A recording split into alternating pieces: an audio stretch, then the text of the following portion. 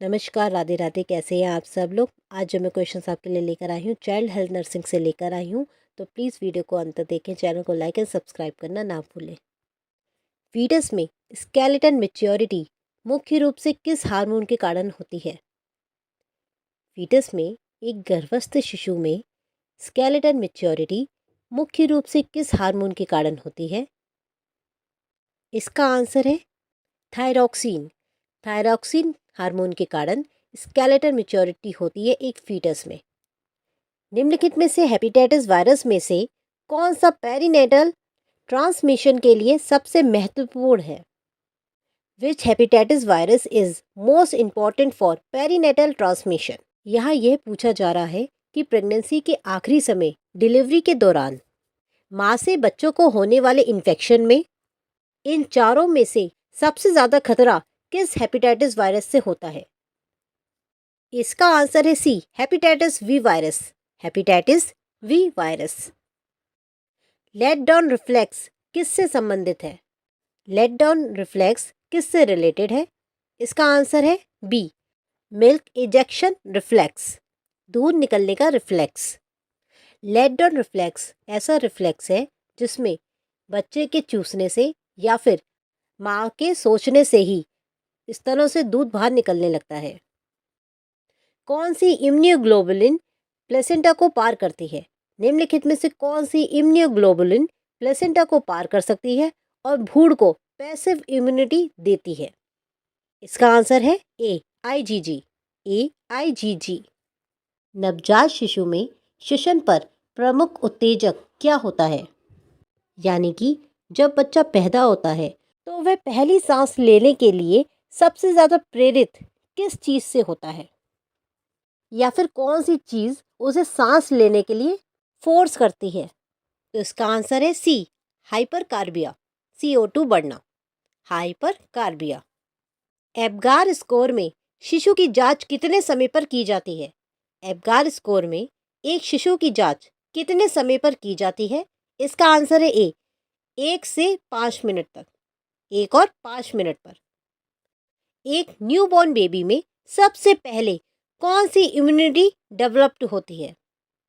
एक न्यूबॉर्न बच्चे में सबसे पहले कौन सी प्रतिरक्षा विकसित होती है। इसका आंसर है A, passive accurate from mother. Passive accurate from mother. Neonatal period कितने दिनों तक माना जाता है। न्यूनेटल पीरियड कितने दिनों तक माना जाता है। इसका आंसर है डी, 28 दिनों तक। एक 28 दिनों तक का बच्चा जो होता है 28 दिन तक उसे न्यूनेटल पीरियड माना जाता है।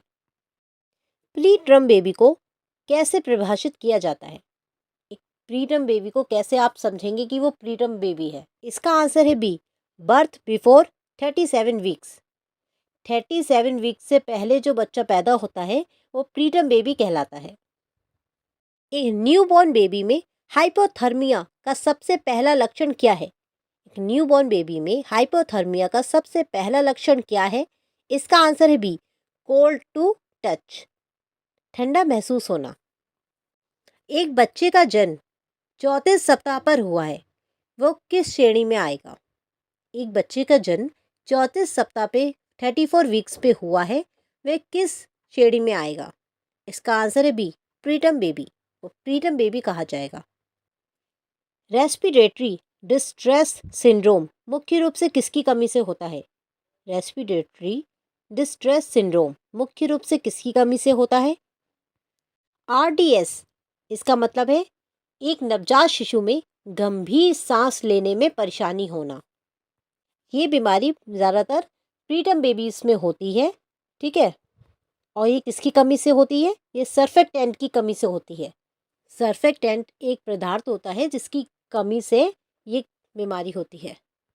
एक न्यूबॉर्न बेबी के जन्म के समय उसका एवरेज ब्लड वॉल्यूम कितना होता है।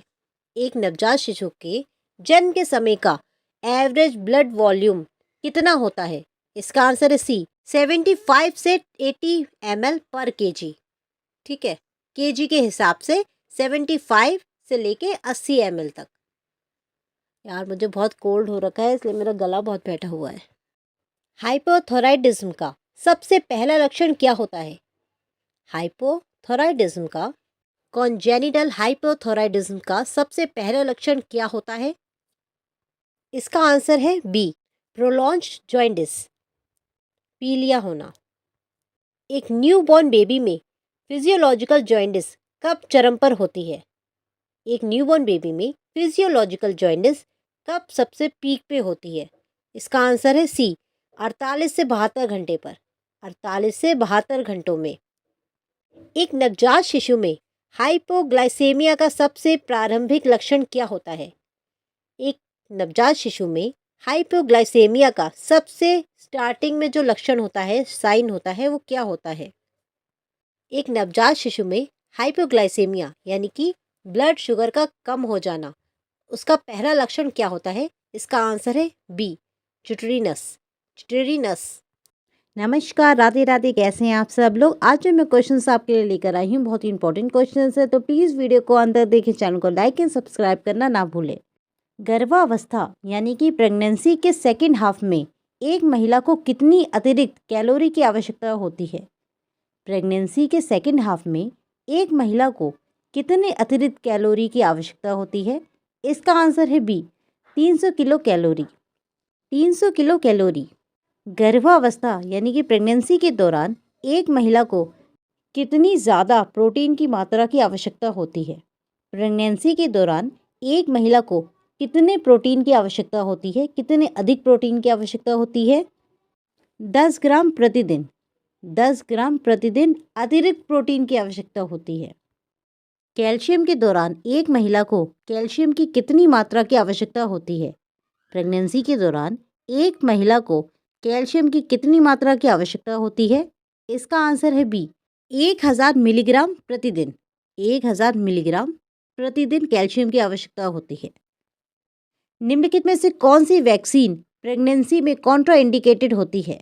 निम्नलिखित में से कौन सी वैक्सीन गर्भावस्था में नहीं दी जाती है? इसका आंसर है सी, रूबेला। सी, रूबेला। लोकिया एल्बा का रंग कैसा होता है? लोकिया एल्बा का रंग कैसा होता है? इसका आंसर है डी, पीला सफ़ेद। पीला सफ़ेद। लोकिया एल्बा डिलीवरी के बाद यूट्रस से निकलने वाले एक वजाइनल डिस्चार्ज का प्रकार है। ये कई हफ्तों तक डिस्चार्ज होता रहता है। डिलीवरी के बाद पहले 5 से 6 दिनों में डिस्चार्ज की औसत मात्रा लगभग कितनी होती है? डिलीवरी के बाद पहले 5 से 6 दिनों में डिस्चार्ज की औसत मात्रा लगभग कितनी होती है? इसका आंसर है बी, 250 ml। ब्रेस्ट टिश्यू का इन्फ्लेमेशन क्या कहलाता है? ब्रेस्ट टिश्यू का इन्फ्लेमेशन क्या कहलाता है? इसका आंसर है सी, मेस्टाइटिस। सी, मेस्टाइटिस। ये अक्सर उन महिलाओं को होता है जो ब्रेस्ट फीडिंग कराती हैं। वह प्रोसीजर जिसके द्वारा प्लेसेंटल साइट पर सरफेस एरिया में कमी हो जाती है, जिससे प्लेसेंटा के अलग होने में मदद होती है, उस प्रोसीजर को रिट्रैक्शन कहते हैं। इसका आंसर है डी, रिट्रैक्शन। डिलीवरी के बाद पहले 2 सप्ताह में होने वाले वजाइनल डिस्चार्ज को क्या कहा जाता है? डिलीवरी के बाद पहले 2 सप्ताह में होने वाले वजाइनल डिस्चार्ज को क्या कहते हैं? इसका आंसर है b, lochia. B, lochia. Bharat में कौन सा कैंसर महिलाओं में मृत्यु का सबसे बड़ा रीज़न है? भारत में कौन सा कैंसर महिलाओं में मृत्यु का सबसे मुख्य कारण है, मुख्य रीज़न है? इसका आंसर है ए, स्तन कैंसर यानी कि ब्रेस्ट कैंसर। पोस्टीरियल फोंटेनेल पर कुल कितने सूचर जुड़ते हैं? पोस्टीरियल फोंटेनेल पर कुल कितने सूचर जुड़ते हैं? इसका आंसर है बी, 3। पोस्टीरियल फोंटेनेल पर कुल 3 सूचर जुड़ते हैं। फेस प्रेजेंटेशन के दौरान सिर का एटीट्यूड कैसा होगा? फेस प्रेजेंटेशन के दौरान सिर का एटीट्यूड कैसा होगा? इसका आंसर है ए, फ्लेक्शन। ए, फ्लेक्शन। फेस प्रेजेंटेशन के दौरान बच्चे का सिर पूरी तरीके से मुड़ा हुआ होता है पीछे की ओर, जिससे बच्चे का चेहरा सबसे पहले जन्मनाल में आता है। ये एक अब नॉर्मल पोजीशन है। लॉन्गिट्यूडाइनल स्वीचर को अन्य किस नाम से भी जाना जाता है? लॉन्गिट्यूडाइनल स्वीचर को अन्य किस नाम से भी जाना जाता है? इसका आंसर है A, sagittal suture. Sagittal suture. Longitudinal suture मानव खोपड़ी में पाए जाने वाला एक रेशेदार जॉइंट है जिसे सेजाइटल सूचर भी कहा जाता है। फीटल स्कल में सूचर लाइन में उपस्थित चौड़ी जगह वाइट गैप को क्या कहते हैं? फीटल स्कल में सूचर लाइन में उपस्थित एक चौड़ी जगह होती है, वाइट गैप होता है, उसे क्या कहा जाता है? आपने छोटे बच्चों के सर के ऊपर एक गड्ढा सा देखा होगा, छोटा सा खाली खाली सा, उसको फ्रंटनल कहते हैं। कौन सी संरचना ब्रेगमा के नाम से भी जानी जाती है? कौन सी संरचना ब्रेगमा के नाम से भी जानी जाती है? इसका आंसर है ए, एंटीरियल फ्रंटनल। एंटीरियल फ्रंटनल। ब्रो प्रेजेंटेशन के दौरान सिर का एटीट्यूड कैसा होगा? ब्रो प्रेजेंटेशन के दौरान सिर का एटीट्यूड कैसा होगा? यह एक अब पोजीशन है जिसमें बच्चे का माथा व आईब्रो सबसे पहले जन्म नाल में आती हैं। इसमें नॉर्मल डिलीवरी होना बहुत मुश्किल होता है, ज़्यादातर इसमें सिजेरियन सेक्शन ही होता है। इसका आंसर है D, partial extension. Partial extension. Posterior fontanelle को किस नाम से भी जाना जाता है? प्रोस्टीरियल फ्रंटनल को किस नाम से भी जाना जाता है? इसका आंसर है बी, लैम्डा। इसका आंसर है लैम्डा। एंटीरियल फ्रंटनल कब बंद होती है? एंटीरियल फ्रंटनल कब बंद होती है? इसका आंसर है बी, जन्म के 18 महीने बाद। जन्म के 18 महीने बाद। पीपीएच का कॉमनेस्ट कॉज क्या है? पीपीएच का कॉमनेस्ट कॉज क्या है? इसका आंसर है A, atonicity of uterus. A, atonicity of uterus. निम्नलिखित में से कौन सा पोर्टल हाइपरटेंशन का एक लक्षण है? निम्नलिखित में से कौन सा पोर्टल हाइपरटेंशन का एक लक्षण है? इसका आंसर है बी, उल्टी में रक्त आना, उल्टी में ब्लड का आना, हेमाटेमेसिस। हेमाटेमेसिस। एचआईवी पॉजिटिव पेशेंट के पलंग की चादरों को डिसइंफेक्टेड करने के लिए अच्छा सोल्यूशन कौन सा है? एचआईवी पॉजिटिव पेशेंट के पलंग की चादरों को डिसइंफेक्टेड करने के लिए सबसे अच्छा सोल्यूशन क्या है? इसका आंसर है D, sodium hypochlorite. Sodium hypochlorite. Cross infection रोकने की सबसे सरल विधि क्या है? क्रॉस इन्फेक्शन रोकने की सबसे सरल विधि क्या है? इसका आंसर है सी, हैंड वॉशिंग, हाथ को धोना। निम्नलिखित में से कौन सा एक आइसोटोनिक सॉल्यूशन है? निम्नलिखित में से कौन सा एक आइसोटोनिक सॉल्यूशन है? इसका आंसर है b, normal saline. A b, normal saline.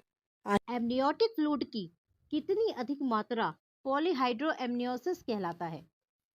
Amniotic fluid का 2000 ml से ज़्यादा होना पॉलीहाइड्रो एमनियोसिस कहलाता है। इसका आंसर है सी, 2000 ml से ज़्यादा होना। एमनियोटिक फ्लूइड की ज़्यादा मात्रा पॉलीहाइड्रो एमनियोसिस कहलाती है।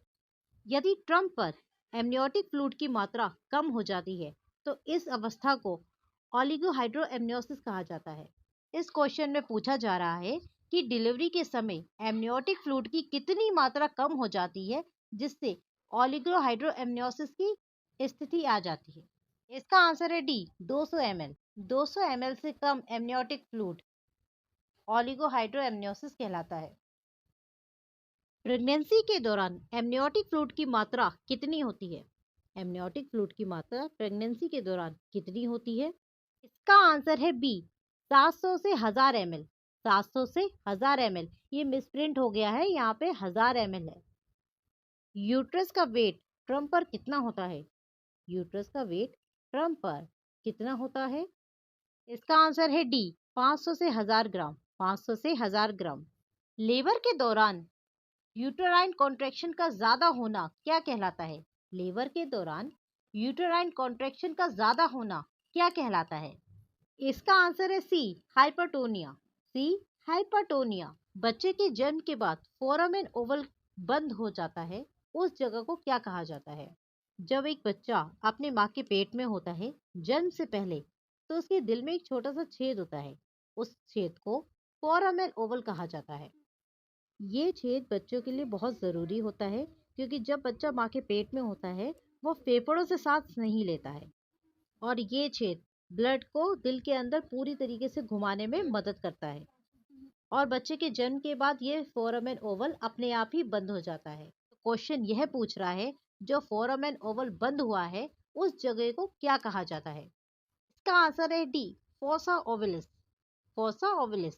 आशा करती हूँ जो मैंने आज आपको क्वेश्चंस बताए आपके काम आएंगे, आने वाले पेपर के लिए यूजफुल साबित होंगे। तो प्लीज़ वीडियो को लाइक शेयर सब्सक्राइब करना ना भूलें। Thank you.